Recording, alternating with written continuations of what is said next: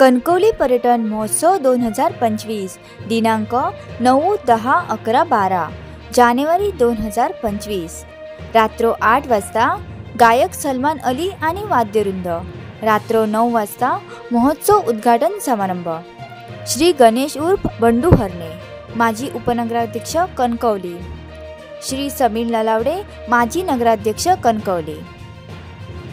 उद्घाटनाच्या निमित्तानं व्यासपीठावर उपस्थित असलेले मत्स्य आणि बंदर विकास मंत्री सन्माननीय नितेश राणे साहेब, त्याचप्रमाणे व्यासपीठावर उपस्थित असलेले माझे सहकारी मित्र सिंधुदुर्ग जिल्हा परिषदेचे माजी अध्यक्ष सन्माननीय संदेश उर्फ गोट्या सावंत, व्यासपीठावर उपस्थित असलेले राष्ट्रवादी काँग्रेसचे जिल्ह्याचे अध्यक्ष माझे सहकारी मित्र अभिजी नाईक, या तालुक्याचे भारतीय जनता पार्टीचे अध्यक्ष मिलिंदजी मेस्त्री, युवा मोर्चाचे अध्यक्ष संदीपजी मेस्त्री, कणकवली नगरपंचायतच्या मुख्याधिकारी गौरी पाटील मॅडम, PWDचे सरोगड साहेब, माझे सहकारी मित्र कणकवली नगरपंचायतीचे माजी उपनगराध्यक्ष बंडूजी हरणे, व्यासपीठावर उपस्थित असलेले सर्व नगरसेवक नगरसेविका, उपस्थित असलेले सर्व कणकवली शहरातील नागरिक, पत्रकार मित्र,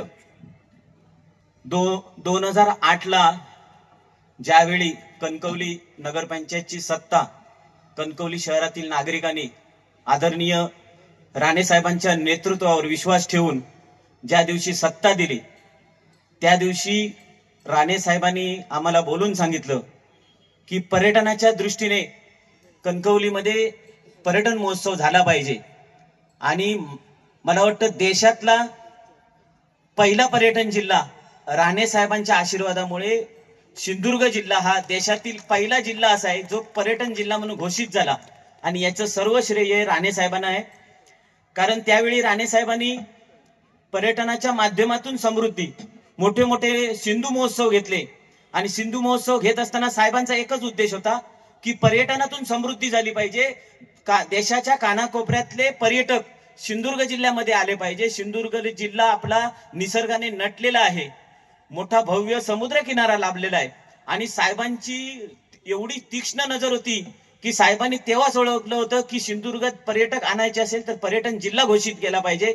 मी मंत्री साहेबांना सांगतो की 2 वर्षापूर्वीचा आकडा आहे, मालवणमध्ये 8.5 लाख पर्यटक मालवणमध्ये आले, एकट्या मालवणमध्ये आले। आणि मालवणचा धागा पकडत मंत्री साहेबांनी देवगडमध्ये सुद्धा पर्यटनाची गंगा वाहिलेली आहे।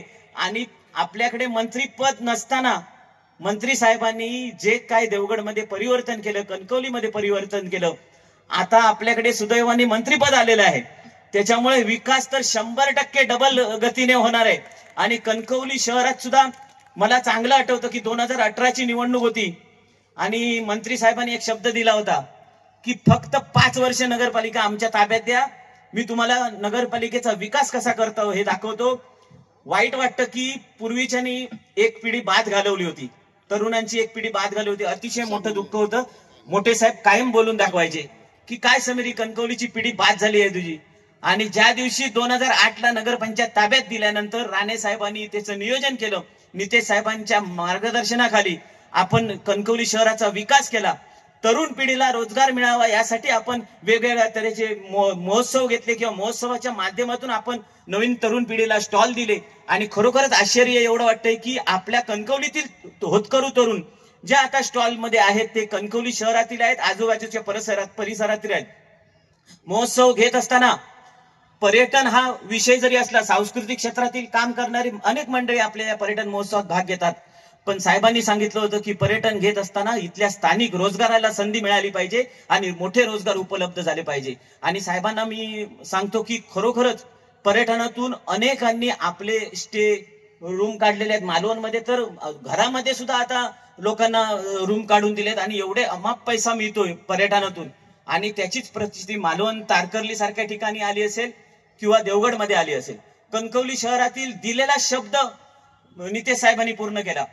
मी एकदा असाच नगरपालिकेमध्ये बसलो होतो आणि नितेश साहेबांचा फोन आला, समीर कुठे आहे? तर मी म्हटलं नगरपालिकेत बसलोय। तर मला बोलले की CBSEचं बोर्डचं स्कूल तुला पाहिजे का? म्हटलं पाहिजे। तर म्हणाले मी पवन पोद्दारांच्या समोर बसलोय, पोद्दार इंटरनॅशनल स्कूल पाहिजे का? तर मी होय म्हटलं आणि लगेच सांगितलं आणि 15 दिवसात त्या कामाला सुद्धा सुरुवात झाली. लोक जी आपली सीबीएसई बोर्डसाठी पुन्हा मुंबईला जात होती ती मुलं आता आनंद वाटतोय की कणकवलीमध्ये शिकतायत. खरोखरच मी साहेबांचं अभिनंदन करेन.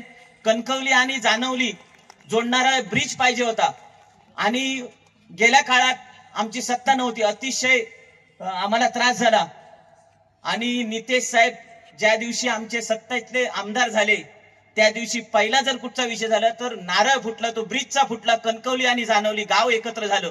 त्याच्यानंतर आंबोली आणि सावडाव मध्ये जो धबधबा आहे तो आम्ही आमदार साहेबांना बोलून दाखवला की साहेब इथे एक कृत्रिम धबधबा केला पाहिजे, कारण आपले पर्यटक जे धबधब्यासाठी जात आहेत आंबोलीला तर त्यांना सुद्धा आपण इथे कुठेतरी स्थान दिलं पाहिजे. आणि कणकवली शहरामध्ये 2.5 कोटीचा कृत्रिम धबधबा हा कणकवलीमध्ये जो तयार झाला तो नितेश राणे साहेबांच्या मार्गदर्शनाखाली झाला.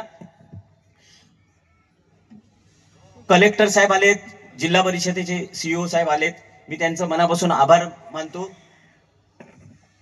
या माध्यमातून उपस्थित असलेल्या सर्वांनाच मी विनंती करतो की 4 दिवस महोत्सव असणार आहे. आपण मोठे मोठे कलाकार का आणतो तर राणे साहेबांनी सांगितलं होतं की पर्यटन जिल्हा आपलाच आहे तर मोठे कलाकार आपले म्हणजे जे आपण टीव्हीवर बघतो आणि मोठ्या पडद्यावर बघतो ते कुठेतरी माझ्या जिल्ह्यातल्या नागरिकांनी जवळून बघितले पाहिजेत. त्याच्यामुळे एवढे मोठे कार्यक्रम आपण घेतो. आणि राणे साहेबांच्या हाकेला नितेश साहेबांनी मंत्री साहेबांनी हाक दिली आणि आताचा जो महोत्सव होतोय हा पूर्ण नितेश साहेबांच्या मार्गदर्शनाखाली होतोय आणि त्यांच्यामुळेच होतोय. मी मंत्री साहेब इथे उपस्थित राहिल्याबद्दल मी कणकवली शहराच्या वतीने मनापासून त्यांचे आभार मानतो आणि मी माझे 2 शब्द संपवतो. जय हिंद.